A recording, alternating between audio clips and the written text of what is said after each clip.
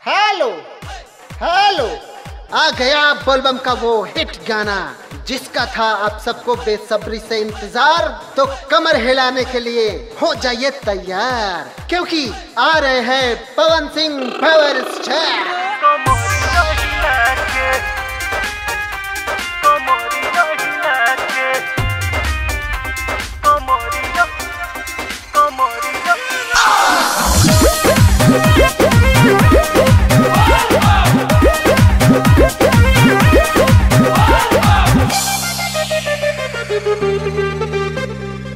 भंगिए है असली बाबा के परसादी, खाके देखा दहिया में फुर्ती ले आदी।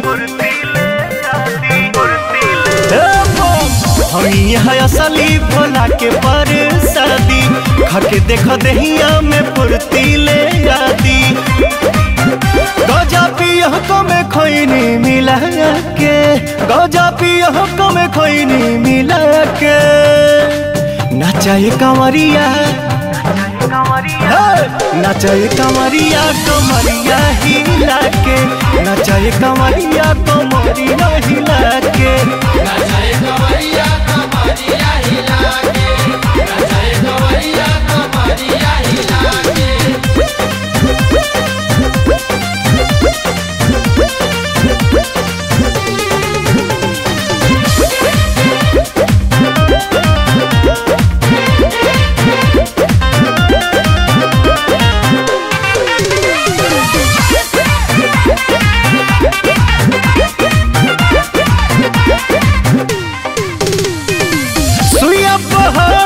चढ़ाई हो तनिको न तोहरा बुझाई हो।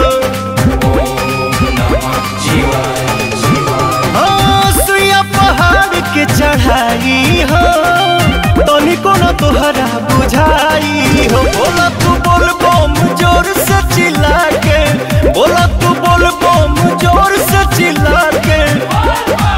नचाए कंवरिया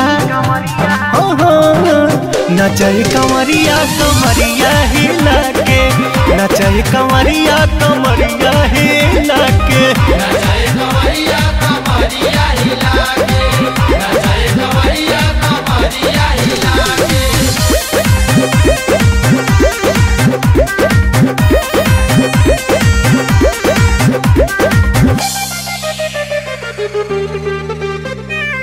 सावन पड़ोसी घाटा गरजी हो, बनल रही देह में नरजी हो।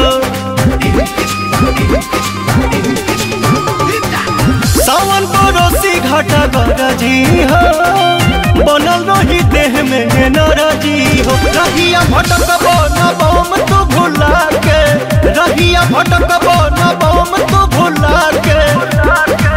नचाए कंवरिया नचाए कंवरिया कमरिया हिला के, नचाए कंवरिया कमरिया हिला के, नचाए कंवरिया